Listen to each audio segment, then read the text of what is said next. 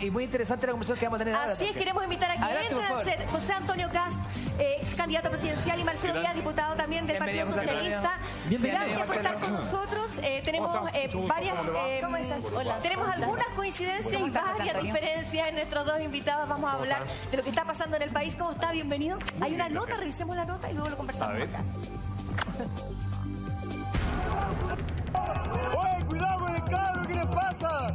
Habían logrado la paz por unos días, pero el pasado viernes se volvió a repetir la historia. Personal de Fuerzas Especiales de Carabineros irrumpió nuevamente las dependencias del Instituto Nacional tras reactivarse los incidentes con encapuchados que lanzaron bombas Molotov desde el techo del establecimiento.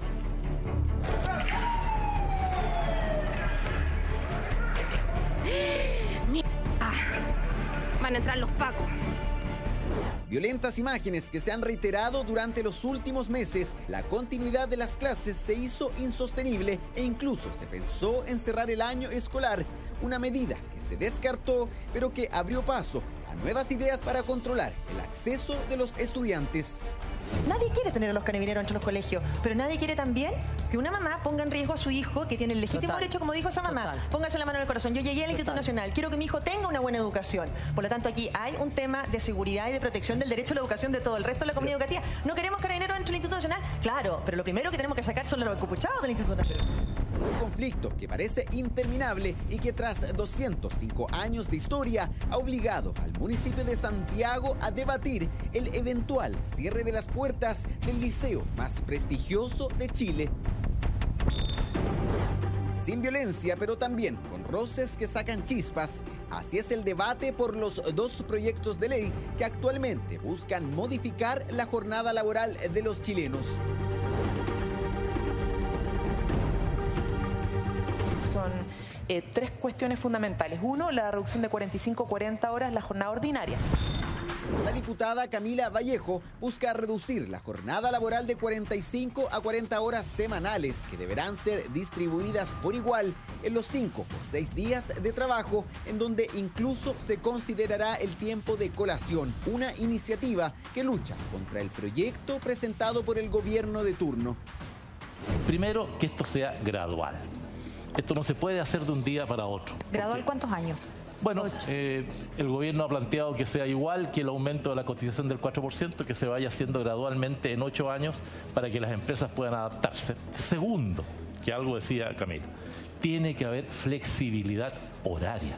Y la tercera cosa, que me parece muy importante, además de la flexibilidad horaria, además de la gradualidad, es también la adaptabilidad laboral.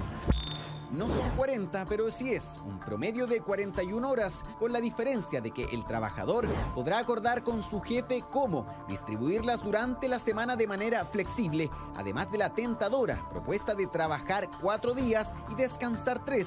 Eso sí, el proyecto tendría una fecha de vencimiento, pues se aplicaría de forma gradual desde el año 2020 hasta el 2027. Son justamente estas divergencias las que encienden las llamas entre ambas bancadas. Que el proyecto es absolutamente constitucional. Y será entonces, si es que ustedes quieren llevarlo al Tribunal Constitucional, el Tribunal Constitucional definirá, pero no ustedes a priori queriendo impedir un debate democrático. No me he pedido nada, Camila. Sin embargo, estas iniciativas también podrían aplicarse sobre los trabajadores extranjeros que viven en Chile. Según cifras del Instituto Nacional de Estadísticas, se estima que al 31 de diciembre de 2018 había 1.252.225 inmigrantes en el país. Un número que no deja de crecer y que incluso motivó la convocatoria de una marcha no autorizada en contra de quienes han migrado a nuestra patria.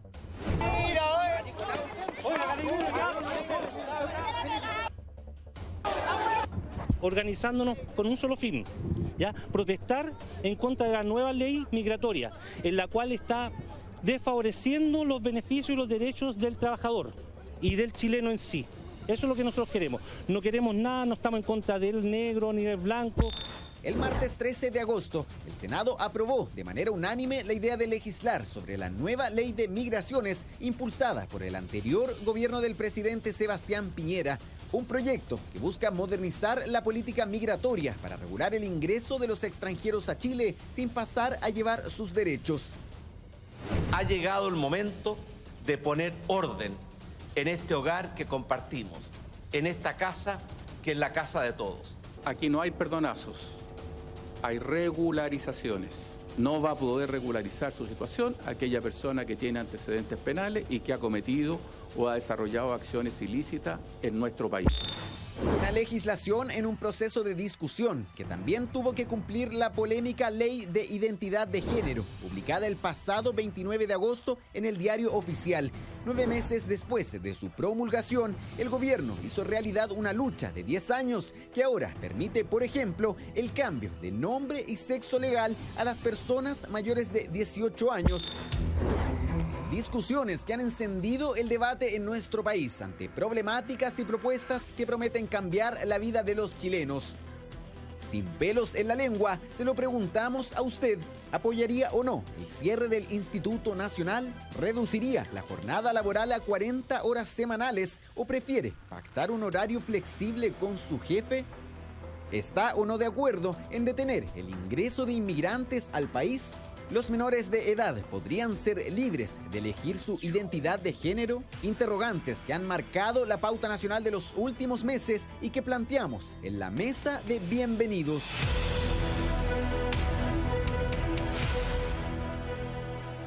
Ciudadanos, y lo queremos invitar a usted que participe a través de las redes sociales. Ambos son bien activos en las redes sociales y tienen muchas cosas, diferencias y también puntos en común, como podrían ser los dos presidenciables en un tiempo más. Pero además de hablar de la contingencia, no podemos dejar pasar lo que apareció ayer en el diario La Tercera. Dice: la ruta de los dineros de José Antonio Kast. Y hoy, nuevamente en La Tercera, hay otra información, Polo.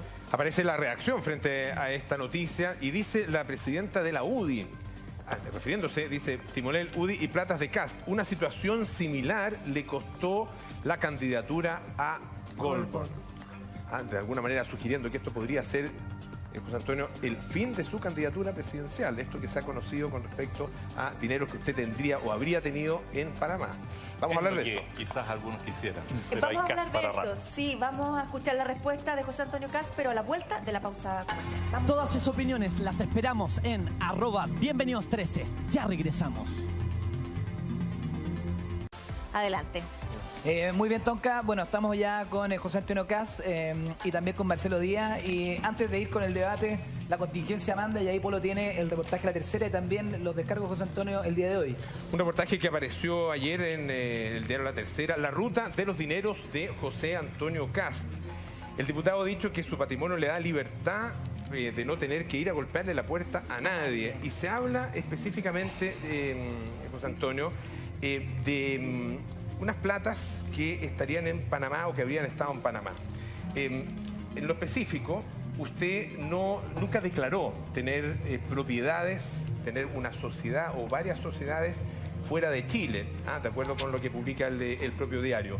¿Por qué esa declaración o esas propiedades no estuvieron o no están incluidas dentro de las declaraciones que usted hizo como diputado y las declaraciones posteriores que también ha hecho? Porque no existen y uno no puede declarar lo que no existe. Y ese reportaje, que les tomó bastante tiempo hacerlo, y que lo hace el mismo periodista que hace 2 años atrás hizo uno para el diario El Pulso, donde multiplicó mi patrimonio por 2. Yo tengo un gran patrimonio, y dice ahí de 4.000 millones de pesos en empresas y en propiedades y otras cosas, pero este mismo periodista en El Pulso hace 2 años atrás dijo que tenía 8.000. Y tuvieron que sacar una rectificación, porque hubo que explicarle a través de un abogado, tributarista, de cómo era el tema de las sociedades. En esta ocasión, a mí me llaman el día jueves y me dicen: oiga, tenemos un reportaje de usted bastante acabado y profundo y queremos que usted nos conteste ciertas cosas. Yo le digo: mire, si tiene 2 meses de trabajo, me interesaría estar con mi abogado al lado para poder aclararle ciertas cosas. Eso no fue posible porque ellos ya tenían su teoría, su tema ya listo y era imposible para ellos postergar la información. Yo creo que es bueno que ocurra ahora y agradezco esta oportunidad de estar aquí hoy día porque no había sido planificado. O sea, cuando ustedes me invitaron yo no tenía idea y ustedes tampoco de que venía este reportaje. Y cuando uno ve que La Tercera, que es Copesa, ya hace un reportaje hace 2 años atrás, yo le entrego todas mis declaraciones de impuestos a Ciper Chile. Ciper Chile, nadie puede decir que no es un periodismo investigativo. Le entrego todas mis declaraciones tributarias que no hace nadie casi. y certifico la cantidad de impuestos que pagué el 2014, el 2015, el 2016, que son muchos por traspasos de derechos, bueno, uno dice aquí algo raro hay, como diría el Bombo Fica. Pero hoy día cuando veo a Jacqueline Van Riesenberger, que dice, mire, esto es peor que lo de Goldborn, digo, bueno, ojalá, y creo que esta es una gran oportunidad, que a todos les hagan sincerar, tal como lo he hecho yo en todas las declaraciones patrimoniales, los bienes que poseo. Ustedes aquí reciben todos los miércoles a otro eventual candidato presidencial. Sería bueno que a él también le hagan una revisión como esta y nos expliquen desde la Universidad del Desarrollo para acá. Aquí tenemos otro candidato presidencial, autoproclamado recién ayer, ¿no es cierto? Ojalá que también se le haga la misma investigación. Yo no tengo nada que ocultar. Pero para que quede súper claro, hay 3 sociedades. Sí, que son de mi hermano. Ya, de las cuales son sociedades que están hechas en Panamá, sí, ¿no es cierto? Que controlan justamente negocios en el exterior. Sí, en Estados Unidos, y ahí dice las propiedades que exacto. maneja. Usted fue dueño también, fue socio de esas sociedades, es socio de esa sociedad, ¿nunca lo ha sido? No, porque si fuera, la habría declarado. Y además, el diario es bastante malintencionado, porque dice, mire, la obligación de declarar es a partir del año tanto. Y el año anterior, él se desprende de todas sus propiedades y sociedades. Es curioso que ellos hacen toda una declaración y después dicen, miren, el año tanto era obligación de declarar. Yo cada vez... A partir del 2017, claro. Cada vez que he sido electo popularmente, he hecho una declaración de intereses. Ellos pidieron incluso mi declaración de intereses y patrimonio del año 2000, cuando fui concejal por la comuna de Buin. Desde ahí vienen. ¿Dónde sacan la información? De las mismas declaraciones de intereses, porque yo he puesto todas las sociedades, cuando era abogado y trabajaba como abogado, participaba en muchas sociedades. Y tú puedes ver la primera declaración como concejal y deben haber habido unas 20 sociedades. Están todas declaradas. José Antonio, usted ayer en Twitter dijo que lo que veía usted era como una suerte de intención de perjudicarlo, de hacerle daño a través de la tercera. Yo le pregunto, ¿quién cree usted que está detrás de eso? ¿Quién cree usted que tendría el poder, la influencia, la capacidad de manipular un artículo de un periódico como la tercera? Manipulado. Yo digo que es sospechoso, como diría el Bombo Fica. Sospechosa, puntito. ¿Quién cree usted que tendría ese...? No lo sé. No tengo por qué sospechar de nada. Yo lo único que le dije al periodista... Perdón, no terminé la pregunta. Perdón. Para cerrarla, para coordenarnos. ¿Quién cree usted que tendría ese poder para... ¿Quién quiere perjudicarlo? ¿Y quién cree usted que tendría ese poder para poder, a través de un medio de comunicación, decir cosas que no son ciertas de su patrimonio? A ver, aquí lo que queda claro que está por acá arriba es cuál es mi patrimonio actual. Yo lo único que le dije al periodista era que esperaba con ansias el reportaje de la próxima semana y el de la próxima con todos los candidatos presidenciales. ¿Pero quién querría hacerle daño, José Antonio? No lo sé. Yo creo que la tercera quiere transparentar todo, digámoslo así, y ojalá lo transparenten todo. José Antonio. Perdón, le pregunto lo siguiente. Está bien. Vamos de uno, vamos de uno. Yo le refraseo un poco la pregunta de Mauricio. ¿Quién tendría un real interés? ¿Usted quién cree que tendría un interés en causar este daño preelectoral? Porque usted está precandidato. Yo no voy a juzgar intenciones ni nada. Solo digo, miren, reportaje Pulso, 2 años atrás, 10 días antes de la elección. Igual usted dijo Copesa, habló de CIPER... Yo lo que digo es que Pulso, 10 días antes de la elección del 2017, lanza una información que era falsa. 10 días antes. CIPER, que ahí sí que no tengo ningún reparo, porque además le entregué mis declaraciones de impuestos de todos los años, cosa que no sé si todos aquí están dispuestos a hacer, porque es una información que maneja impuesto interno. Si alguien a ustedes les dice, miren, ustedes son panelistas y tienen que cumplir la prueba de la blancura, entreguen todas sus declaraciones de impuestos. Pero hay gente que aspira a un cargo público, me imagino. Pero es que hoy día, sí, pero hoy día somos todos ciudadanos, porque no estamos inscritos. Nosotros queremos inscribirnos como candidatos, pero hoy día somos ciudadanos y ustedes son actores públicos que tienen que dar muestras de probidad. Entonces no dice quién quiso hacerle daño, ¿eh? Yo puse el ejemplo de Guillé, y aquí decíamos, una vez al mes con Guillé estamos en Twitter ahí, dale que suena. Ayer se agarraron de nuevo. ¿Y qué pregunté yo de Guillé? Bueno, ¿por qué boleteó como sociedad si era rostro? Y es lo mismo que les puedo preguntar a ustedes. ¿Ustedes boletean aquí como rostro o como sociedad? Entonces, si yo estuve dispuesto a mostrar mis declaraciones de impuestos y mostrar cuánto pagué de impuestos, que era bastante, era mucho, en comparación con lo que pagan otros, bueno, yo pido lo mismo al resto, porque no tengo nada en Panamá. Pero y espero que al resto... usted, pues no nosotros. Sí, pero nosotros queremos saber, a mí me encantaría saber si tributas como persona natural o como sociedad. Yo no voy a estar sometido a ningún tipo de votación. Es que eso es lo correcto. Yo como persona. Y eso es lo correcto. Yo no voy a estar... Ni ninguno de nosotros va a estar sometido a ningún tipo de elección. Pero a un candidato presidencial como Alejandro Guillé no se le ha hecho la consulta. Si se le hizo, pues. No, pues no se le hizo. ¿Se le hizo? Se le hizo en su minuto. Yo contesté. Ah, bueno. Yo he contestado cada vez que me preguntan, porque mi forma de ser es no eludir ninguna pregunta. Pero entonces, para que quede súper claro, perdón, Ángel, para terminar, solo para que quede súper claro, usted no tiene ni ha tenido nunca sociedades en Panamá, mira, que es un paraíso fiscal, que ese en el fondo es la importancia, ¿no es cierto? Sí, pero la diferencia es que muchas personas llevan sus recursos a un paraíso fiscal y otros, en este caso, se hace, ¿qué cosa? Y pagan menos impuestos. Y pagan menos impuestos algunos, sí, pero también hay que decir que algunos sacan sus recursos legalmente del país, pagan los impuestos acá y después se los llevan.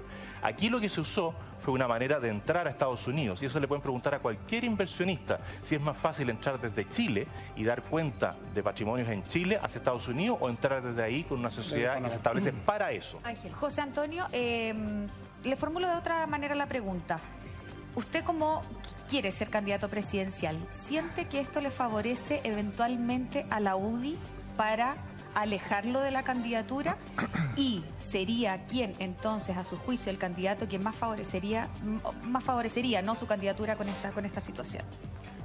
Claramente la UDI se ha puesto muy nerviosa con lo que está ocurriendo con el Partido Republicano. A nosotros nos ha ido bastante bien en la recolección de las firmas y hemos generado un movimiento de personas desde el sentido común. Y la UDI desde hace un tiempo atrás ha venido perdiendo esa sintonía fina con la ciudadanía y se dan cuenta de que nosotros estamos atrayendo un sector importante de personas que antes los respaldaban. Eso los pone nerviosos y hace que Jacqueline Van Riesenberghe de repente diga, los tenemos a todos individualizados. Perdón, si nosotros somos parte de aquello que hicimos que el presidente Piñera ganara la elección con el 55%. Yo estuve en el Estadio Nacional cuidando los votos del presidente y me conocí ahí, tuve la suerte de conocer a Julio Urquieta, que me insultó y me sacó todos mis familiares a vídeo por haber, por defender los votos de Piñera. Y hoy día vienen a decir que si en el gobierno hay alguien que pertenezca al Partido Republicano, lo dice Jacqueline Van Riesenberghe, lo van a sacar. Bueno, perdón, eso es inaceptable. O sea, los tenemos a todos identificados. ¿De dónde? Yo te creo que la derecha... Sí, es que eso me gustaría darle pase justamente a usted, Marcelo, cómo ya te van a preguntar por tus declaraciones de impuestos. Dos cosas. Yo las transparento cuando tú quieras. No tengo problema con eso.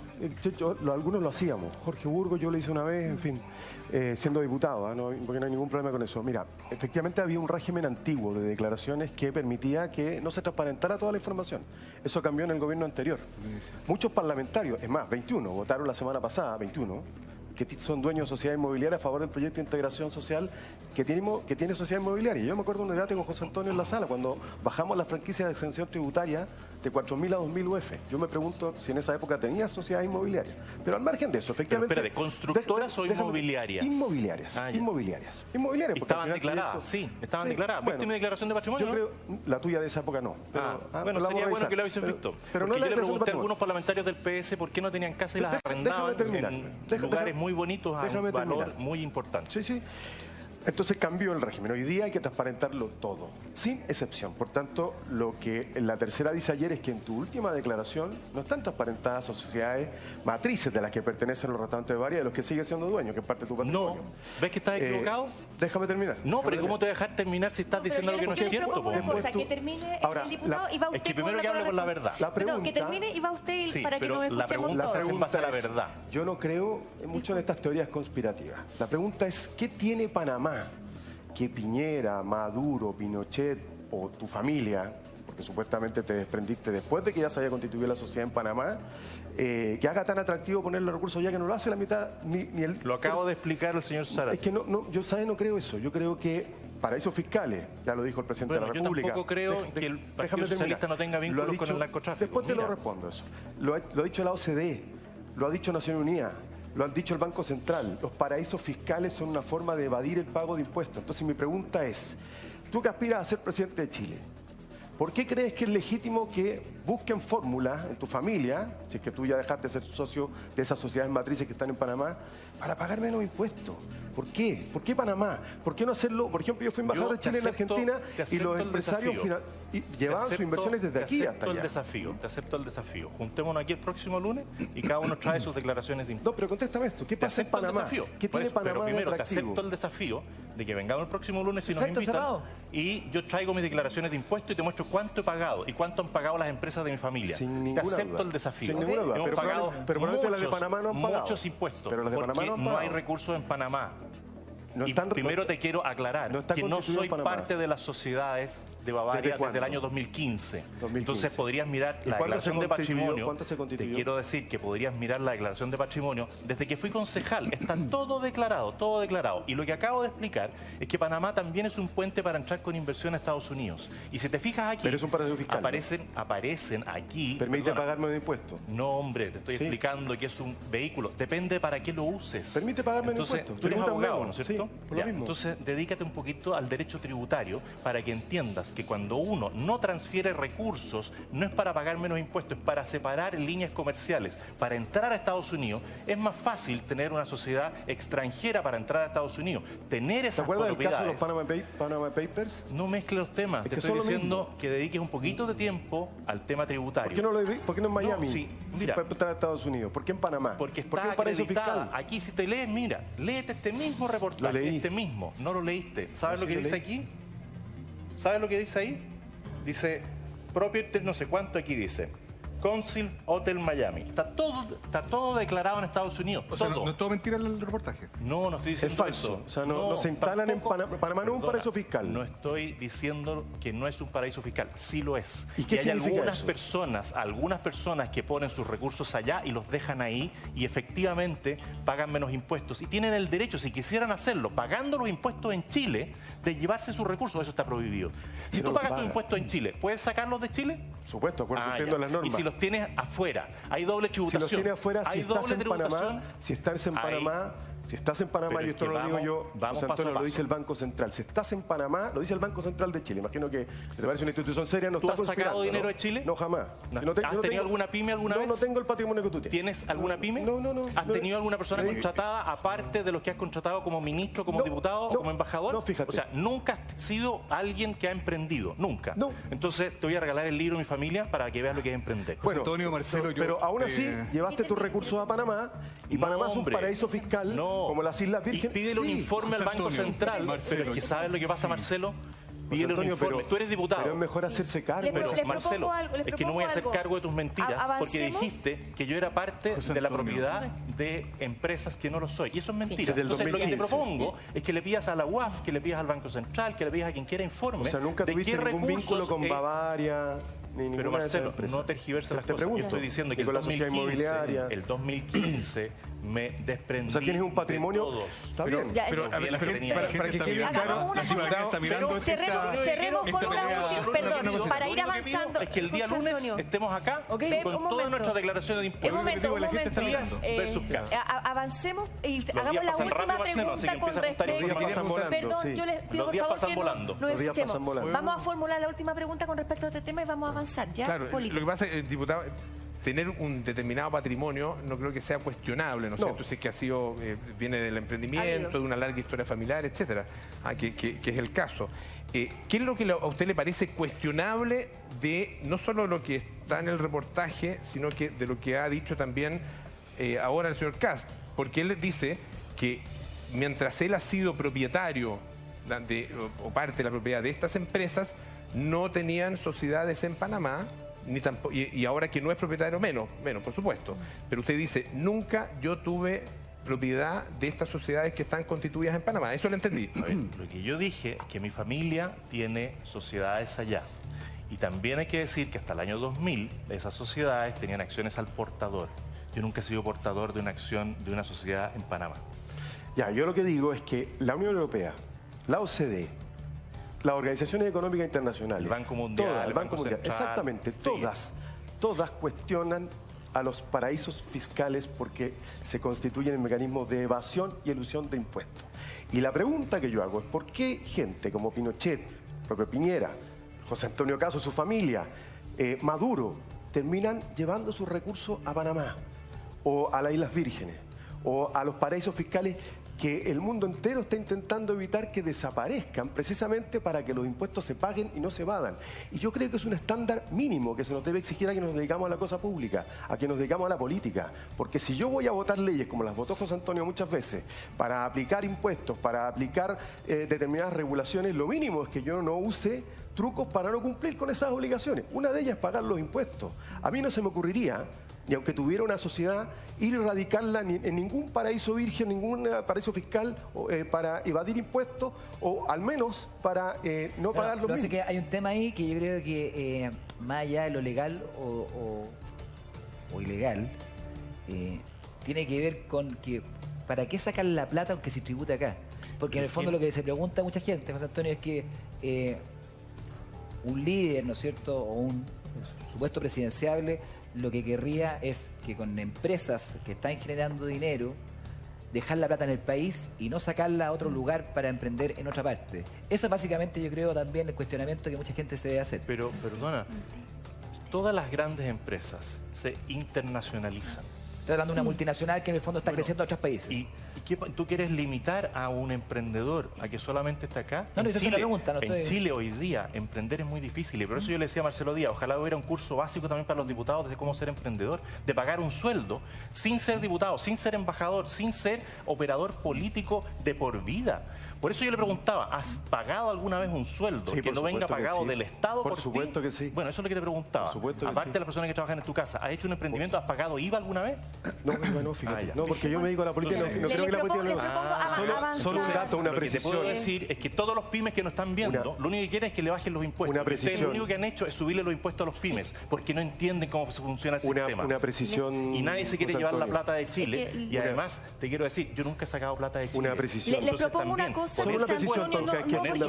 No me parece. Y lo que sí decir, pueden haber acciones al portador. Lo que he planteado siempre es que los chilenos están cansados de operadores políticos. Discúlpame, Carlos. Les quiero pedir que por favor nos escuchemos porque si no, no vamos a poder avanzar. Y el público quiere que pasemos por diferentes temas. Yo creo que es importante siempre y cuando darle también aquí el lunes con las declaraciones de impuestos. No, pero está hecho. Antes del tema de delincuencia. Lo vamos a ver el próximo lunes. Delincuencia, narcotráfico, tenemos el tema de las 40 horas laborales, pero usted también habló recién y dijo que sobre los dichos de la vocera de gobierno y dijo, no sé si la entendí bien ahora recién en su frase, que estaba de acuerdo con esos dichos, que usted cree entonces que el Partido Socialista tiene relación y vínculos con el narcotráfico. Dirigentes del Partido Socialista, uno que renunció antes de que lo expulsaran, que el alcalde de San Ramón. Pero ya habló del Partido Socialista la hermana del alcalde que iba en la lista, que competía con la lista de Marcelo Díaz, de Maya Fernández, iba en la lista y el alcalde de San Ramón confiesa que fue asesor del ex ministro Insulza, actual senador por Arica y Parinacota. José Antonio, pareciera que la crítica a la vocera de gobierno, como bien planteada Tonka, es que hace una generalización del partido.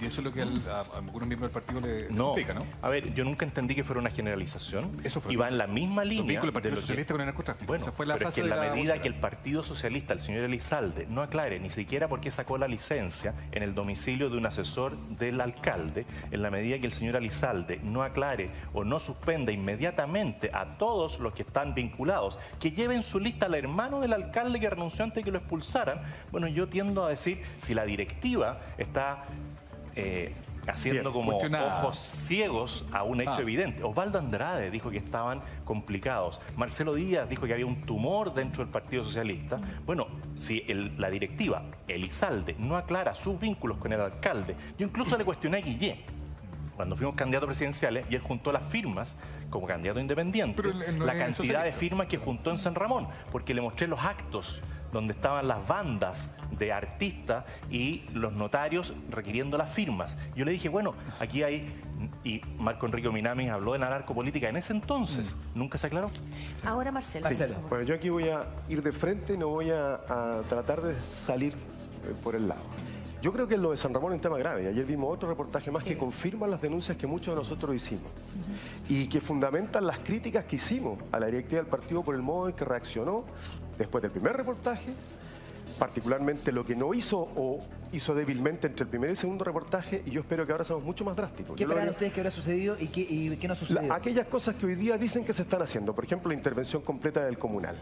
Segundo, la la suspensión de la militancia de ese comunal. Pero Marcelo, perdón, ¿esa responsabilidad es del presidente del Partido Socialista? ¿En él recae la responsabilidad? Es de la directiva, porque muchos de nosotros lo planteamos formalmente. Muchas de las cosas que nosotros dijimos, auditemos el padrón, se nos dijo, no, la ley no lo permite. Pero diputado, usted dice, espero que se está haciendo. Usted como militante del Partido Socialista no tiene certeza. No sabemos, ellos tienen que entregar un informe el próximo 14 de septiembre y nosotros ahí vamos a pedir medidas más estrictas. Vamos a pedir, por ejemplo, que la auditoría del padrón se haga conforme a estándares internacionales, que recurramos a organismos internacionales que den certeza de que la auditoría del padrón está haciendo una auditoría de fondo. Y vamos a pedir una decisión y vamos a pedir afectada su credibilidad, que duda cabe, si yo lo he dicho, yo no me voy a desdecir de cada una de las cosas que dije. Y vamos a pedir un gesto que es inequívocamente claro respecto de que el PS rompe vínculos con ese mundo. Y es que le compita a Miguel Ángel Aguilera, que lo intentemos desalojar del municipio para que la gente de San Ramón tenga un municipio limpio. Entonces usted le está dando la razón a la vocera, entonces. No le estoy dando la razón. Es que no se ha aclarado lo suficiente los vínculos. Usted mismo habla ahora del PS propiamente. Sí, no le estoy dando la razón. No le estoy dando la razón. Y yo creo que ella lo que hizo ayer es lo más cercano a la disculpa que había que entregar. Primero porque ella hizo primero una imputación al conjunto del PS, del Partido Socialista como institución. Y dentro del Partido Socialista estamos nosotros que hemos denunciado esto. Ahora, ayer precisa, dice, mire, lo que nosotros hemos pedido es que se aclare lo de San Ramón. Bueno, eso yo también lo estoy pidiendo y hace mucho rato. Marcelo. Y vamos a pedir, insisto, medidas más drásticas, porque probablemente este no es un fenómeno exclusivo del PS, pero hay un reportaje que lo deja en evidencia y del que hay que hacerse cargo. ¿Sabes por qué?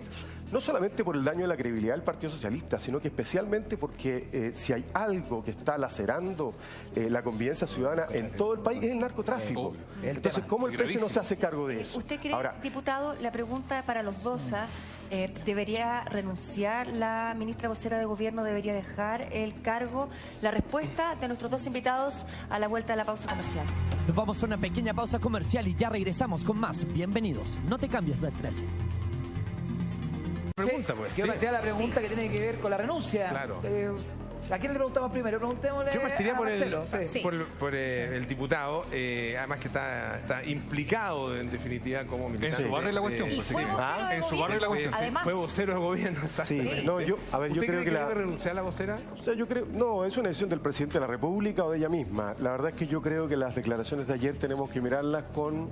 No creo que obtengamos nada más, no creo que ella vaya a decir me equivoqué, disculpen, pero es más, exactamente, es una disculpa, porque efectivamente no es lo mismo decir, mire, todo el Partido Socialista tiene vínculos con el narcotráfico, que hacerse cargo o apuntar a una situación que es real y de la que no nos hicimos cargo debidamente. Yo creo que eso es bien importante. ¿Y con eso se termina el bloqueo? Vamos a verlo, tenemos que verlo colectivamente. La decisión fue colectiva y tiene que ser colectiva, no basta con lo que yo diga, pero insisto, yo creo que las declaraciones de ayer van en esa dirección porque el gobierno es consciente, muchos ministros lo dijeron en privado, que había sido un despropósito el tono y el tenor y el contenido de las declaraciones.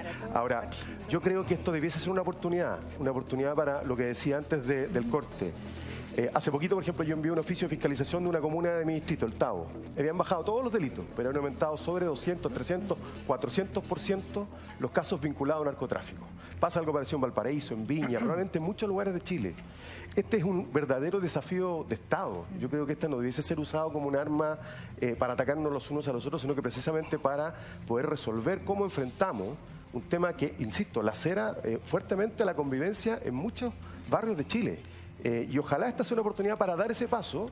Y así como, por ejemplo, en política de exterior tenemos política de Estado y estamos todos detrás de Chile cuando nos demandan, aquí debiésemos tener una política de Estado, porque los países que han sido capaces de atajar a tiempo los fenómenos de narcotráfico son los países que han impedido que pasen cosas como las que han pasado en Colombia, en México y en otros países más. Y esa debiese ser la invitación de todos, al gobierno, a los parlamentarios, a la oposición, a todos, para que en este tema ojalá construyamos una política de Estado. Yo creo que este es un tema fundamental. Primero decir que no está implicado, sino que puede estar afectado por lo que sucede dentro del Partido Socialista, porque en esto sí Marcelo ha sido muy claro en el combate a cualquier tema que vincule al narcotráfico con la política, y en eso hay que destacar esa actitud. Segundo, él ha colaborado también al desbloqueo, porque lo que para mí sí era un despropósito era bloquear todas las comisiones en la asistencia de los subsecretarios y de los asesores para poder seguir legislando, y en eso colaboró en alguna comisión que también le valió la crítica interna, porque en un tema puntual él dice, oye, sentémonos a ver cómo avanzamos en algo urgente que era de cultura, y avanzó. Y esto sí, tomémoslo como una oportunidad. Aquí muchas veces se saca el tema del narcotráfico relacionado con el aparato público y no se hace nada. Esta es una gran oportunidad para que se aplique la ley 20.000, que es la ley, ¿no es cierto?, de drogas, y que todos empecemos a sincerar todo, que todas las directivas de los partidos se hagan el narcotest, que todos los parlamentarios, yo no estoy diciendo que un parlamentario u otro, todos, que todos los ministros, subsecretarios, que todo el mundo lo haga. ¿Qué implica la ley 20.000 en términos concretos? Que para tú asumir un cargo tienes que, si eres exigido en tal sentido, tienes que cumplir con el requisito de no tener dependencia de droga. Hagamos esto a todo el Poder Judicial. Si lo que ocurrió el otro día con el juez, que lo pillaron con cocaína en la mano, es muy grave, muy grave. Y le habían pasado una multa y después de eso lo habían liberado de la multa. O sea, si no sale por la prensa, el tema habría sido ocultado. Pero, José Antonio, transparentémoslo todo. Hoy día la droga tiene capturado a este país. Pero ¿qué tan grave es que una vocera de gobierno, para defender a otra secretaria de Estado, a la ministra Cubillos, por un tema de educación, finalmente involucre y ponga este tema en el tapete? Porque al final es como que estoy tapando o desvistiendo un santo para vestir a otro. Entonces, ¿cuál es la gravedad real y concreta? Primero, Marcela Cubillos no necesita que nadie la defienda porque es una tremenda ministra y tiene arrinconado a varios ahí dando explicaciones que la acusan de esto y lo otro y muestra todos los documentos. Tremenda ministra. Y en el caso de la vocera lo que hace es nada más ni nada menos que ratificar algo que dentro del mismo Partido Socialista dicen, que tienen un problema y que la directiva del partido, Elizalde, no lo ha enfrentado. Bueno, yo lo tomo como eso. Y aquí claramente el que tiene que hacerse cargo de la situación del partido es Elizalde, que no ha dicho nada y sacó la voz recién después de los dichos de la vocera. Una pregunta para los dos. Hablando de que el narcotráfico está presente en el país y yo no me voy a tapar los ojos con esa realidad, porque sería iluso taparme los ojos con esa realidad. ¿Cómo hacemos para aplicar esa ley 20.000, para que la gente tome conciencia de que es urgente para el país aplicarla y no nos dejemos de, como bien dice Ángeles, tapar unos con otros para evadir responsabilidades? Porque a mí me da la sensación, como ciudadano de a pie, y porque viví en Colombia tanto tiempo, que no le estamos prestando cuidado al tema del narcotráfico. Un juez con cocaína, un representante de un partido involucrado en cosas que hay que aclarar, pues para mantenerlo. Y nos vamos a quedar únicamente en esa aclaración puntual o en esa cosa del juez, o ustedes como precandidatos presidenciales aspiran a que haya una acción más de fondo, porque eso es lo que creo que la ciudadanía está empezando. Empiezo por Marcelo, ya que estaba hablando José Antonio. Sí, no, yo creo que efectivamente hay que ir más allá. Uno firma una declaración, si no recuerdo mal, diciendo que no tiene dependencia de ninguna sustancia. Bueno, pero probemos eso. Yo he venido escuchando a Pamela Giles, que insiste que lo haga desde el presidente de la República hasta abajo. Yo estoy de acuerdo. Me parece bien, me parece sano, me parece normal. Creo que hay que tomar otras medidas. Había una ley, una modificación a la ley 20.000 que estamos discutiendo para efectos de regular el tema del autoconsumo de marihuana. Algunos tienen una visión distinta, pero son parte de las cosas que hay que hacer. Después, tenemos que tener un estándar de escrutinio de las policías para evitar que las policías sean capturadas por el narcotráfico. Lo de San Ramón, ¿por qué? Para mí se ha convertido en emblemático, ¿no? Porque daña la credibilidad de mi partido, que duda cabe. Segundo, porque es un hecho evidente. O sea, hoy día, entiendo, va a ser formalizado, tiene que concurrir a audiencia el antiguo jefe de seguridad del municipio, que era el que le compraba balas a un narcotraficante que está preso y que le da órdenes por teléfono. Pero esto puede estar pasando en muchos lugares. Entonces, yo creo que nosotros acá tenemos que tener, como tú bien dices, una política de Estado. Y de ahí el error de la ministra Pérez. Y por eso es que yo insisto que creo que ayer hizo lo más cercano a una disculpa que está en condiciones de hacer. Porque cuando ella lanza al voleo una acusación que tenía dos propósitos. Uno, inhibir el ejercicio de una facultad constitucional. Presentar una acusación constitucional una facultad a los diputados. Lo hizo la derecha cuando destituyó a la ministra Yasna Proboste. Y nadie le dijo que no lo podían hacer porque hay que razón, lo hicieron. No estuvimos de acuerdo, votamos en contra. Segundo, trató de ponerle tierra al debate de las 40 horas. En ambas fracasó. Hoy día vamos a votar 40 horas y se va a aprobar la jornada de 40 horas, la reducción de la jornada de 40 horas. Entonces, yo creo que esta es una buena oportunidad para que la invitación... Voy a ponerte un ejemplo. Yo le presenté un proyecto, está presentado hace muchos años, se lo mencioné a la subsecretaria de Prevención del Delito hace meses. Las casas abandonadas. En San Antonio, ¿se acuerdan ustedes que unos vecinos tomaron justicia por mano propia hace el ministerio? Yo estuve con ellos. Me decía, todo el mundo sabía que ese era el lugar de venta de droga. Y esa casa hoy día está abandonada. ¿Sabe lo que hay que hacer con esa casa? Hay que recuperarla. El Estado tiene que recuperarla. Y tiene que destinarla o a una sede comunitaria o dárselo de nuevo a gente que está postulando vivienda. Un foco de delincuencia. Exactamente. Y eso ocurre en muchos lugares de Chile. Oiga, y sobre esto, una política de Estado. Nunca más un tiroteo entre unos y otros, porque al final la gente lo que ve es eso. Nos vamos a ir a temas que tienen que ver con los temas ciudadanos. ¿Quiere decir algo? Quería contestar la pregunta. Predicar con el ejemplo. yo también propongo acá que cada vez que inviten a un actor político como nosotros, tengan aquí delante un narcotest y hagamos así. ¿Ah? A cualquier político que venga para acá, háganle soplar. Eso es muy extremo. ¿Por qué? Porque hay que predicar con el ejemplo. Antes de todo, Le pido también al presidente de la República, mucho, presidente, hágale el narcotest a sus ministros, subsecretarios, jefes de servicio, y le pido a la Cámara de Diputados, así como lo hizo Camila Flores el otro día con un par de diputados, todos lleguen el día martes, mañana, con un narcotest, o déjenle un narcotest ahí y hagan así. Tan fácil como eso. Y ahí vamos a partir predicando. Usted está poniendo una duda ahí sobre todo el sistema político. No, y todo el sistema judicial, político. Usted duda de todo. Pero si 54 casos de temas de consumo de drogas en el Poder Judicial, un juez que había pasado colado, si es que no sale a la luz pública. Y bueno, ¿por qué hay que temerle a soplar una cosita que diga la Cortés? Aquí se produjo un cambio cultural importante con la ley Emilia, gracias a 2 padres que perdieron a su hija producto de un choque que causó un ebrio. Bueno, se cambió. de los conductores están bajo la influencia de drogas. Se cambió el estilo. Hoy día todos tienen conductor designado, o la mayoría. Bueno, cambiamos un estilo de conducta. Cambiamos el estilo de conducta para enfrentar el consumo de la droga que en Chile está desatado. Sí, pero seamos rigurosos, José Antonio. Le vamos a poner aquí en un programa de televisión que recién ¿Por qué no? Yo tengo problemas, pero, el lunes pero prefiero hacerlo uno a los dos. Usted lo está bauteando todo el programa. Este no quiere el otro lunes para que tengamos 3 lunes. Trending topic mundial. ¿Quiere el otro? No, José Antonio quiere que sea el otro lunes. Lo hacemos todo el Perdón, ¿quiere 3 lunes consecutivos? No, hay sistemas mucho más eficientes, yo me corté el pelo antes de la elección presidencial. Quiero comentarte una cosa. Cuando yo me acuerdo asumí una vez como gobernador de la provincia de Elqui, tuve que hacerme un examen. En esa época se determinaba si uno tenía salud compatible con el cargo. Sí, claro. Ahí te dan vuelta entero. Claro, bueno, se podría incluir ahí, porque no se trata de tender un manto de duda respecto del conjunto de las instituciones, porque no es así. Pero ¿sabe qué? Diputado, una cosa, creo que está tan cuestionado el mundo político que se tienen que empezar a ganar la confianza. No sé si ese es el camino, lo que plantea el invito a ver el streaming nuestro hoy día a las 3 de la tarde, que la directiva del Partido Republicano, todos vamos a hacer... Pero yo les quiero decir que no hay discriminación ni política ni religiosa ni de ningún tipo de orientación en el tema de las drogas. Droga hay en todas partes. Eso es verdad. Justamente en la última encuesta, digamos, cuando se hizo la medición de quienes salían positivos para drogas en el último mes, si no me equivoco, 30% de los conductores están manejando bajo la influencia de drogas. Y eso es súper importante, eso es absolutamente transversal, entonces es un problema que nos importa a todos. Que creo que el 50% de los jóvenes, ¿no es cierto?, habían consumido marihuana hasta los 16 o 17 años, una cuestión bien impresionante. O sea, cambiemos de tema, justamente a propósito de la tercera, que la tercera ha sido el diario, entonces... ¿Diario favorito?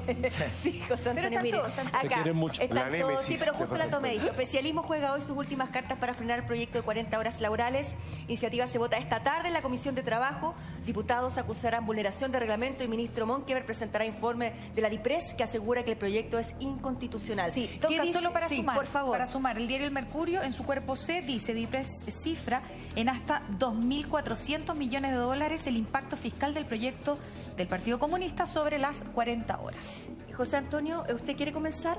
Ni un problema. Yo creo que todo el mundo quiere trabajar menos y ganar más. Y eso es natural y es como cuando dicen educación gratuita para todos, ¿quién va a estar en contra? El tema es de nuevo las pymes, bueno, y también las grandes empresas. ¿Cómo se financia esto? Porque si trabajamos menos y no producimos más en las mismas horas, ¿vamos a ganar lo mismo?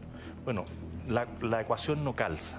Y aquí hay muchos que legislan sin saber lo que trabajan en realidad los chilenos hoy día. Porque muchos de los que trabajan hoy día después tienen una segunda pega. Y se van a taxiar, se van a hacer Uber, se van a hacer temas en servicios de gastronomía, ¿no es cierto? En casa, en lo que sea. En miles de partes hay, hoy día la mayoría de las personas no trabajan ni siquiera 45 horas, trabaja más, porque no alcanza.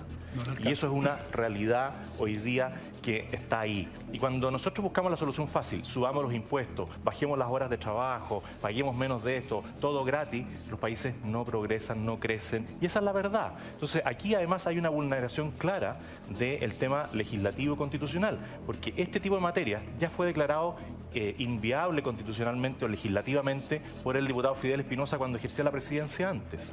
Y él asumió ahí una responsabilidad de decir, ¿saben qué más? Claro, a mí me encantaría decir que trabajemos menos y ganemos lo mismo, pero él dice, no se puede, y en el caso del Estado, no se puede. ¿Qué vamos a hacer en todos los servicios públicos? Sí, pero según su opinión, en términos económicos, ¿por qué no da este proyecto de ley, por qué no da esta forma, digamos, que está planteando el Partido Comunista con respecto a las pymes o con respecto a la mediana empresa? ¿Por qué no da? Miren, país? vamos a los ejemplos concretos. En Cuba esto existe. ¿Y dónde está Cuba? En el hoyo. En Venezuela esto debe existir y el sueldo mínimo es $2. ¿Y Portugal? Esto en Portugal sí existe. ¿Sabes cuál es el PIB de Portugal? Tiene un ingreso promedio cercano a Chile, ¿eh? Sí, no lo sabe. Bueno, en Argentina... Cercano a Chile, no, si tú no lo sabes. ¿Sabes cuándo los países hicieron este cambio? Cuando llegan a este ingreso promedio. El desastre es total. ¿Y dónde vienen esas políticas populistas? De algunos que dicen, ah, mira, ahora vamos a hacer caja, vamos a imprimir billete, vamos a hacer que la gente tenga la sensación de que tiene plata y la cuenta la paga alguien. Porque aquí no hay magia. ¿Por qué no somos productivos? Porque esta misma cosita que tenemos acá, a todos nos consume varias horas al día. Si tú vas a algunos países como Irlanda, como Alemania, la gente no ocupa el Facebook, no ocupa el WhatsApp, no ocupa el Twitter, no ocupa YouTube durante sus horas de trabajo y se aplican en esas 5, 6, 7 horas a trabajar de una manera que en Chile no hemos logrado. Tenemos que llegar a eso, pero cuando uno quiere hacer una transformación como esta, lo primero que hay que hacer es capacitar. Me parece un poquito simplón decir que es el celular y el café, culpable. el café también, el café, el puchito, hoy día que además la verdad que hay un tema de calificación de la mano de obra. Pero a eso iba, pero déjame un pasito más. Hoy día lo que la gente pide, por favor, es que le ayuden a capacitarse. El CENSE no sirve hoy día. El CENSE tiene miles de horas de capacitación. A lo único que le sirve es a la OTEC y a las OTIC, que hacen uso de un beneficio tributario, pero las personas que son capacitadas por el CENSE no tienen aumento en sus salarios, porque no los capacitan en lo que se debiera hacer. Nosotros tenemos que hacer una transformación digital, prepararnos para lo que viene. Pero para aumentar la productividad, lo primero, con el perdón de lo que lo voy a decir, más que pensar en los celulares, tenemos que renovar el aparato productivo. Es una manera de decir. Perdón, que en la tecnología nuestra se supere y no estemos con las lagunas que tenemos. Porque al final del día, yo estoy de acuerdo, puede ser incluso, me pongo el sayo, que yo agarre el celular y utilice el celular y estoy buscando información o compartiendo qué sé yo, y eso no debe hacerse. Pero el grave problema que hay en Chile, por lo menos desde mi punto de vista, es que el aparato productivo está atrasado. Hay tecnologías que uno mira en otra parte, en un viaje simple, y aquí la gente no está acorde a aquello. Flexibilidad, perdona, flexibilidad. No, sí sé, pero la flexibilidad. Conocí en el viaje que hice a Europa a un joven chileno, alumno de la Universidad Santo Tomás de Talca, profesor de inglés y que trabajaba en Varsovia y antes había trabajado en República Checa. ¿Y por qué? Porque se movía con su computador por el mundo y él era profesor de una app que le enseñaba a otras personas. Y eso es flexibilidad laboral. Eso, la izquierda no cree en eso. Habría que ver en ese caso, para verlo completo, es qué protección social la sociedad tiene. Probablemente si reside en algún país de la Unión Europea tiene cobertura frente a la salud, frente a la educación, frente al desempleo. Pero mira, yo me niego, pero puede tener igual. Sí, yo fui chileno, viví en Europa y lo tienes igual si es que tiene residencia, si no porque podría trabajar allá. Yo me niego a creer que es el celular y el café. Que hay chilenos que sacan la vuelta, sí, pero hay un trasfondo que es como el que dice, no, es que la raza alemana, es que el chileno es flojo. ¿Por qué son tan improductivos? Eso es mentira. Entre otras cosas porque la estructura económica no permite mayor nivel de productividad. Y parte de eso tiene que ver con el tema de los desplazamientos, tiene que ver con el tema de la enorme cantidad de horas que dedicamos a trabajar. Fíjate que yo, por supuesto, creo que este proyecto es perfectamente constitucional. Y no lo digo solo yo, lo dice Patricio Zapata, lo dice Fernando Atria, lo dice Javier Couso, tres destacados constitucionalistas. ¿Que las pymes van a aguantar algo así? Con las pymes nosotros hemos hablado de gradualidad. Y déjame ponerte el ejemplo del 2001 porque esto es muy parecido al 2001. El 2001 fue una moción parlamentaria declarada admisible que se convirtió en ley de la República, que bajó de 45 a 48 con 4 años de gradualidad. Cuando se empezó a implementar el 2005, y las cifras no son mías, son del INE y del Banco Central, el efecto en productividad fue un aumento del 4 al 6%. No hubo un impacto negativo en la economía. Las mismas razones que votan hoy día los que se oponen a este proyecto son las mismas campañas del terror del 2001 y no pasó eso.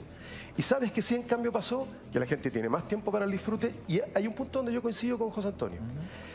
Las empresas chilenas no están invirtiendo, nosotros no vamos a ser un gran país productor de inteligencia artificial, pero podemos ser un país vanguardista en la incorporación de esa inteligencia artificial.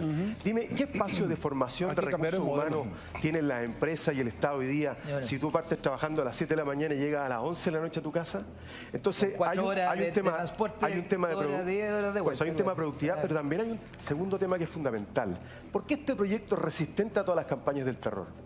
Porque la gente lo que quiere es una ley que le libere el agobio, y no porque sea una manga de flojo, yo en eso no estoy de acuerdo. Si la remuneración promedio en Chile es 400.000 pesos, en realidad son los chilenos los que le hacen fácil la vida a los que rentan sobre ese capital, sobre esa mano de obra. No es razonable pensar entonces que Chile tiene, y a eso me refería, el mismo ingreso que Portugal, que España, cuando incorporaron una reducción de la jornada. Estamos en ese ingreso, el mismo que tenía Portugal. ¿Por qué siempre tratar de poner ejemplos populistas cuando se ha hecho en países serios, en países que tienen mayor nivel de desarrollo, y lo hicieron en esta etapa? España y Portugal lo hicieron cuando tenían el mismo ingreso promedio que tiene Chile hoy día. Y permitió estas dos cosas: liberación de agobio, mejoró la productividad porque mejora la calidad de vida de las personas, uno va a trabajar con otro ánimo, y además permitiría dedicar una parte del tiempo a formar recursos humanos, porque si nosotros nos quedamos fuera del fenómeno de la robotización, cosa que vayan a los supermercados. ¿Cuántos cajeros están siendo reemplazados por estaciones de autoservicio, de autopago? ¿Quién está haciéndose cargo de esa pérdida de puestos de trabajo? Entonces, diputado, yo los he estado escuchando los dos. Qué bueno tenerlo, digamos, porque entiendo que los dos tienen declaradas aspiraciones presidenciales. No, y qué bueno lo vamos a tener el lunes, el próximo lunes de nuevo. Se autoinvitaron, hay que decir. Claro, pero ya fue aceptada la invitación, parece. Sí. No había margen de decir que no, ¿no? Oiga, no fue que pudiéramos decirle no queremos. José Antonio, quería preguntarle por lo que mucha gente advierte entre su discurso y el discurso de la gente que lo apoya. Por ejemplo, yo me he fijado que usted ha sido particularmente cauto con el tema de la violación de derechos humanos, la ha condenado. Sin embargo, uno ve que en su fila, brazo derecho, es un diputado como el señor Urrutia, quien ha hecho la apología, lo que pasó allá, se declara pinochetista y apelando todo lo que pasó durante ese momento en nuestra historia. Por ejemplo, usted ha dicho tener más tolerancia con el mundo homosexual o tener alguna distancia con la política ambiental de Bolsonaro, pero partió a presentarle su respeto, con polera en mano. Usted ha negado ser de ultraderecha, por ejemplo.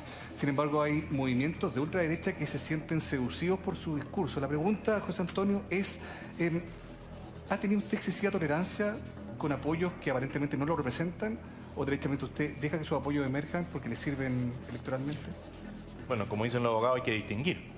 Yo nunca voy a aceptar apoyos de personas intolerantes o que han llamado a la violencia en las calles, y eso me valió una disputa por la marcha de la inmigración, que yo no respaldé, y dije, mira, aquí no hay nadie que se haga responsable detrás de esto, y estoy de acuerdo con la intendenta en decir que esto corría un riesgo, porque de los dos lados, de la izquierda ultra y de la derecha ultra, hay fanáticos que lo que buscan es golpearse en la calle. Yo no soy partidario de eso.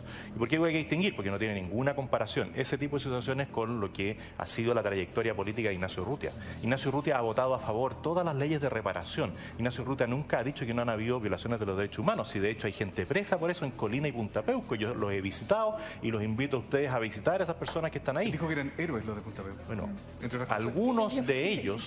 algunos de ellos que pueden estar mal condenados, hay personas que no tenían vinculación literal con la violación de los derechos humanos, están siendo juzgados por presunciones, se le está aplicando un proceso penal que es el antiguo, no el actual. Cualquiera de nosotros aquí comete un delito y le aplican el proceso penal actual.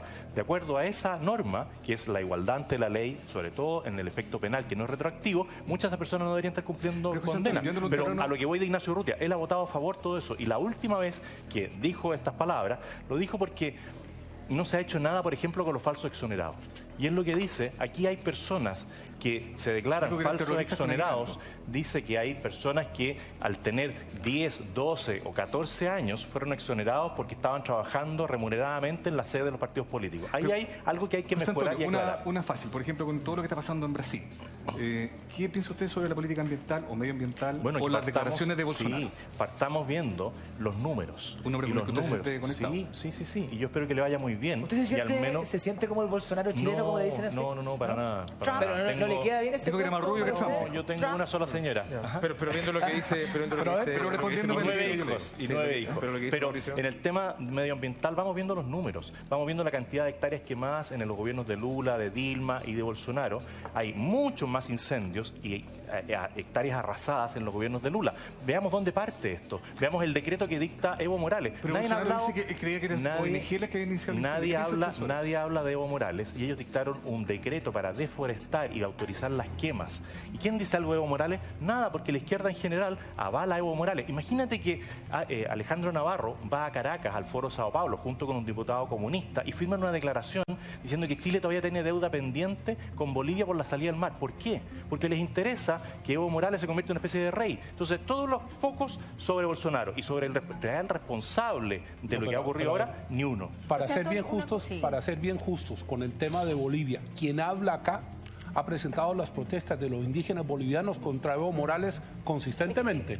No es que no lo hayamos presentado. Yo no digo que ustedes.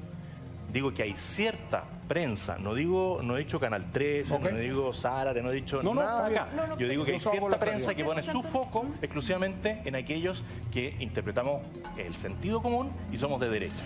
Mauricio hablaba de la violencia, hablaba de sus detractores o de sus seguidores, pero también usted ha sufrido violencia de sus detractores, no solamente la violencia en los dichos, violencia en carne propia, Martín. No, aquí estamos viendo imágenes de lo que pasa en Concepción. Eso es en Iquique. Esto en Iquique, perdón. Esto es bien fuerte porque aquí hubo agresión derechamente y le vamos a preguntar acerca de esto, José Antonio, a la vuelta de la pausa para que nos cuente qué es lo que sintió, cómo reaccionó, porque esto fue... ¿Cómo uno se puede hacer cargo, de la violencia desde las redes sociales hasta esto? Vamos. También estamos esperando tus opiniones en @bienvenidos13. Pausa comercial y ya regresamos. Primero le quiero preguntar a José Antonio Cast cómo sucede esta situación. Tengo entendido que usted iba a dar una suerte de conferencia, charla, algo así, y en algún momento determinado se provoca esto. Relátanos desde el principio cómo ocurre la situación, por favor. Yo acostumbro a dar charlas en universidades sobre servicio público y compromiso de los jóvenes con la política, que es lo que a mí me gusta. Y en este caso había todo un ambiente previo que se había generado en la Universidad Arturo Prat, llamando a la violencia. Cuando entramos, nada hacía augurar lo que iba a pasar después, porque entramos, estaban los guardias típicos, los porteros, nos sacamos algunas selfies, y ya cuando entro al auditorium se desata esta especie de infierno que genera mucho miedo. Incredulidad y después mucha adrenalina. Entonces no te das ni cuenta todos los golpes que recibes, ni fracturas, ni nada, porque la adrenalina hace que lo único que quiere es salir de ahí, y salimos, gracias a Dios, habíamos unos 5 que tratábamos de irnos por las paredes, pero la agresividad es increíble. Pero lo más increíble es que allá más de un año, desde la universidad no había ni una sanción a nadie. José Antonio, ni siquiera de la Fiscalía. Uno puede entender que la Fiscalía dice, mire, es que yo no puedo identificar quién pegó el combo porque hay un tumulto. Pero la universidad tiene las imágenes y tiene las invitaciones de los mismos alumnos a agredir. Y esto se da también en el contexto de que, por ejemplo, Manuel Riesco, la pareja de Carmen Hertz, en redes sociales dice, acá hay que pararlo por la ley, si no lo podemos parar por la ley hay que pararlo a palos. Y esto ocurre a las pocas semanas de eso. ¿Cómo se hace cargo usted de cierto sector en Chile que dice que su discurso y los derivados de su discurso son los que hacen que esta gente, entre otras cosas que rechazo plenamente, lo agreda y lo ataque y lo busque y lo golpee, y le atribuyen a su discurso este ataque? A ver, si ustedes ven todos mis discursos, todas mis intervenciones, yo argumento siempre con razones. Podemos tener discrepancia en temas de aborto, en temas de adopción homoparental, en temas de matrimonio homosexual. Podemos tener muchas discrepancias, pero yo siempre he argumentado con bases, con razón. Y lo que le pasa a estos sectores es que cuando no tienen argumentos, agreden verbal o físicamente. Y la izquierda, hace muchos años, la izquierda extrema, ideologizada, utiliza la violencia como una herramienta política. Ahora, y eso hay que condenarlo de todas partes. Y usted me va a preguntar hoy... Sí. Perdón que lo interrumpa, porque me dejó la pregunta servida. Con respecto a sus seguidores que atacan sin clemencia a quienes no piensan igual, ¿qué dice usted? Bueno, usted puede ver también, cada vez que yo hago una intervención pública o lo que hago aquí, es decirle, ustedes dijeron al principio, manden WhatsApp sin garabatos. Bueno, todos tenemos que poner un estándar para evitar ese tipo de situaciones. Nosotros en las redes sociales a todas aquellas personas que insultan, que agreden, o los eliminamos o les decimos, mire, no nos interesa que usted se sienta identificado con nosotros. Hay otros movimientos que son extremos, ¿no es cierto?, que hoy día están captando adhesión. Bueno, váyanse para allá, a nosotros no nos interesa, a nosotros nos interesa el argumento racional. Yo puedo ser duro, puedo ser crítico, puedo enfrentar, puedo tratar de ejercer liderazgo liderazgo, pero jamás he mentido y jamás he insultado. ¿Usted rechaza los ataques en masa que a veces pasan, con el perdón de lo que lo voy a decir, porque he sido, y a varios nos ha tocado, ataques que vienen de simpatizantes suyos, sí, totalmente. Durante un día completo, 2 días completos, 3 días completos? Yo lo único que pido siempre es que aquí ustedes han sido todos muy respetuosos y han sido amables y se ha podido conversar, pero hay programas donde algunos periodistas de repente tratan de instalar temas de una manera poco apropiada y yo contesto. Pero José Antonio... y en ese caso, bueno, las personas que están en las redes dicen, oiga, pero pregúntenle de algo más que no sea lo valórico, pregúntenle de qué piensa el transporte público, aquí hablamos de las horas de trabajo. Nadie ha dicho nada del Transantiago. El Transantiago es una política pública implementada por el gobierno de Michelle Bachelet que le destruyó la vida a miles de personas y nadie se hace cargo. Yo creo que eso se ha hablado largamente, pero usted decía, cuando yo digo cosas las digo con idea, no alimento la violencia, pero por ejemplo cuando usted dice que fue a visitar a Krasnov 2 veces, un hombre que está condenado de por vida. No, fui a Punta Peuco y estaba Krasnov, no fui a visitar a Krasnov. Cuando yo lo vi,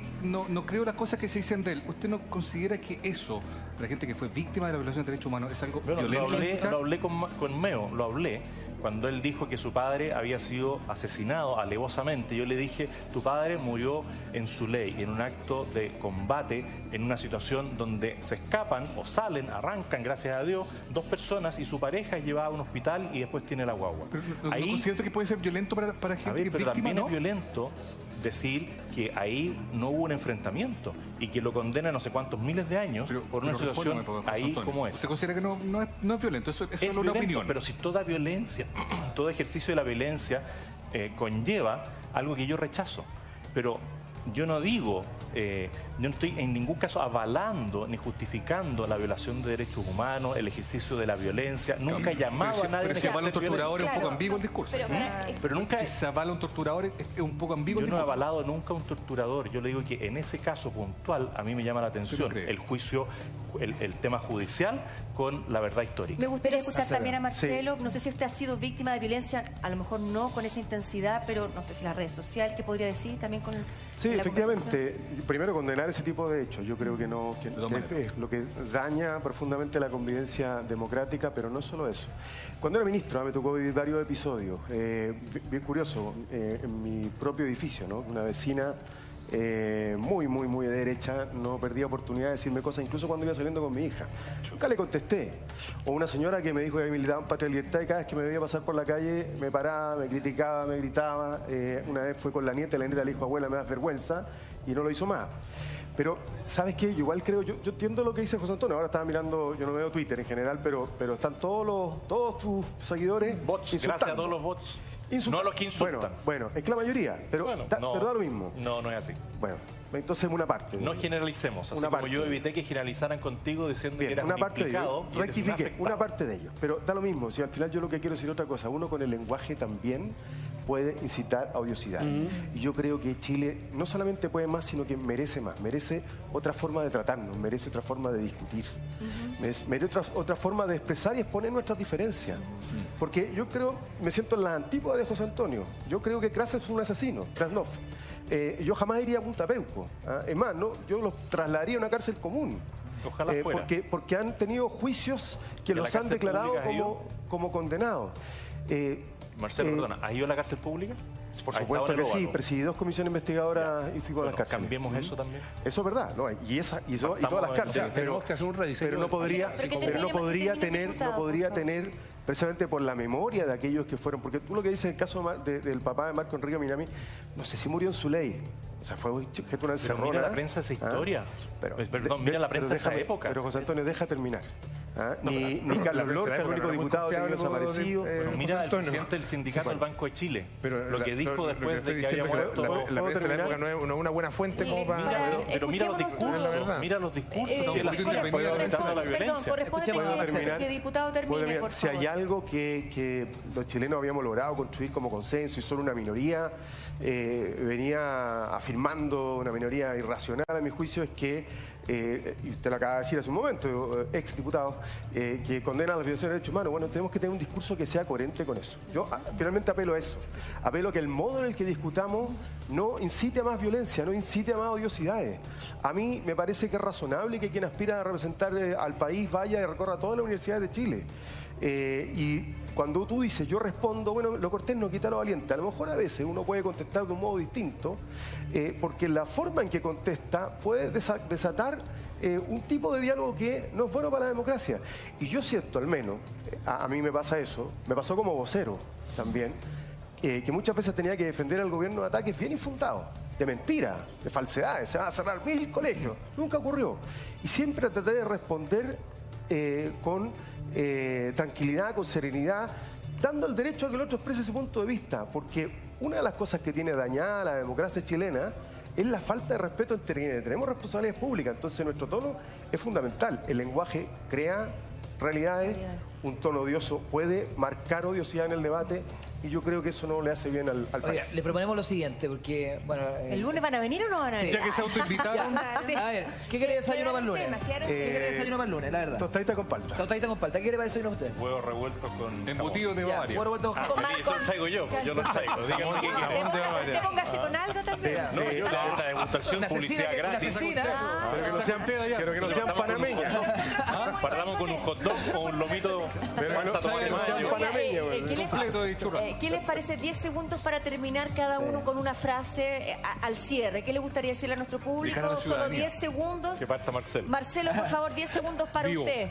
Eso es vivo. Yo creo que el gran problema que tiene Chile hoy día es una crisis de confianza en todos, los empresarios, los hospitales, la ISAPRE, la AFP.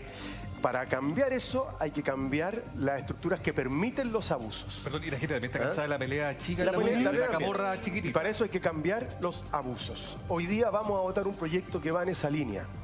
Jornada de 40 horas que permita que cada uno de nosotros disfrute un poco más de la vida, de sus hijos, que pueda cumplir de mejor manera con su familia, disfrutar del ocio y el tiempo libre, que también es un derecho. Y por tanto hoy día es un día histórico, sé que ese proyecto se aprueba en la Comisión de Trabajo, así que vamos con todo, jornada de 40 horas. Como 20 segundos ya, entonces, 20 segundos para José Antonio Kast, entonces. Bueno, trabajemos por enfrentar las urgencias sociales, que hoy día son muchas, hay temas de seguridad, hay temas de salud, y también invitarlos a firmar por el Partido Republicano. Ya, pero no pase la vida. Bueno, le dieron libertad. ¿Para qué me invitan si saben cómo es? Pero de eso se trataba. Eso es muy verdad. 15 segundos libres. Muchas gracias, nos vemos. Vamos a ver si nos vemos el lunes entonces. Gracias, Marcelo.